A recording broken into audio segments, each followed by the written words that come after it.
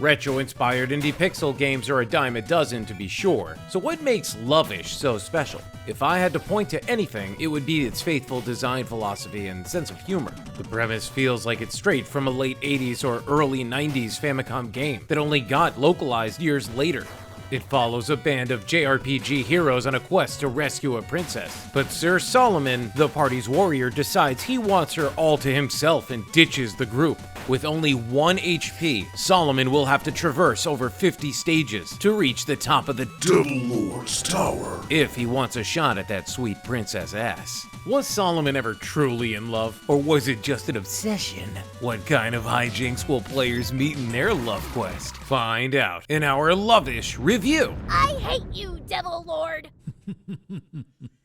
This video is sponsored by Infinity Nikki and its version 2.5 update, where all souls return. Version 2.5 represents a notable shift in how Infinity Nikki positions its world and storytelling. Rather than simply expanding content, this update pushes further into a more structured open-world RPG experience, with a stronger emphasis on narrative cohesion and environmental storytelling. You're meeting people who can't move on, dealing with the fallout of old choices, and slowly peeling back what's really going on in this part of Muralland. It feels closer to a JRPG chapter than a lightweight side update. On the gameplay side, version 2.5 drops the Dragon Bone Master ability and Soul Ocarina interactions. That means exploration isn't just see icon, grab thing. You're using abilities to bridge gaps, manipulate the environment, and trigger little world events that feed into the lore. The new 5-star outfits are basically different builds instead of just cosmetic upgrades. One turns Nikki into a hyper-mobile archer with big aerial mobility and wide AoE bursts for mowing down groups. And there's this story-locked legendary outfit that triggers this surreal Lumi tree sequence that feels tailor-made for screenshots and clips. On the tech side, 2.5 is pushing cleaner visuals and performance on Mac with Apple Silicon and on PlayStation 5 Pro, plus a live capture photo mode so you could turn your best shots, outfits, bosses, or just vibes straight into exportable video.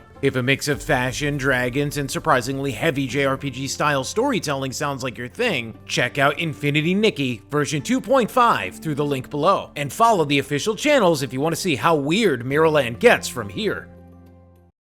Lovish does not take itself too seriously. It's mercifully free of pretensions and delusions of grandeur. It embraces its absurd story and has fun with the classic video game fantasy setting, keeping the jokes coming at a steady pace while tossing challenge after challenge at the player. The difficulty ramps up and surprises like hidden secrets and new features pop up just when you least expect them. The 2D action gameplay is simplicity itself. You see the entire stage on a single screen, and you must make it to the exit while sometimes getting a key. At first glance, it seems simple, but you'll quickly notice that the 16:9 space feels cramped, and the chunky sprites feel noticeably weighty. Solomon has a very NES-era specific feel to his controls, which is best described as rigid and responsive.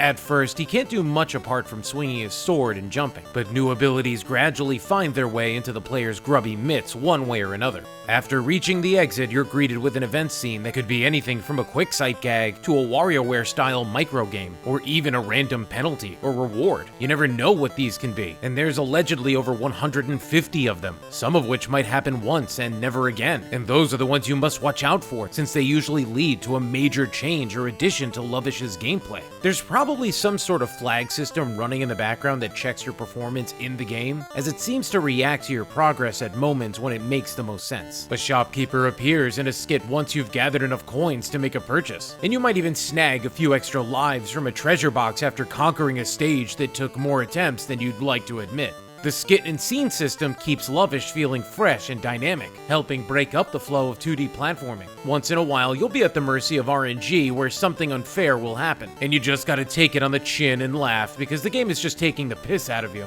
Even Mink from Mita Ryusuke's Dragon Half shows up in a cameo. The platforming challenges and traps grow harder, but so do Solomon's abilities too. The developers probably could have made most of these abilities available from the start, like the up slash or down slash, but the air dash fundamentally changes how you approach most obstacles and further deepens the game. At times, it could feel like hitting a wall when the trap and enemy placement goes too far. You'll find yourself constantly screwing up and trying again, and Lovish lets you jump back in for another attempt almost instantly. The stages are short and compact, so checkpoints aren't necessary. But it makes things feel even riskier when you grab a key for a locked door, only to find that the path there is practically another level on its own. Every level may look basic, but it's deceiving, since the designers cleverly hid secrets in all of them. You might not have the ability the first time you play a stage, so it's always worth revisiting old challenges to see what might happen if you discover an alternate exit, or collect every hidden crown. The pixel art is deliberately basic, meant to evoke the 8-bit of the NES, and it does a pretty good job of emulating its style and color palette. The chiptune music also faithfully captures the sound and crunch of the 80s console, complete with head-banging, rousing melodies that get your blood pumping.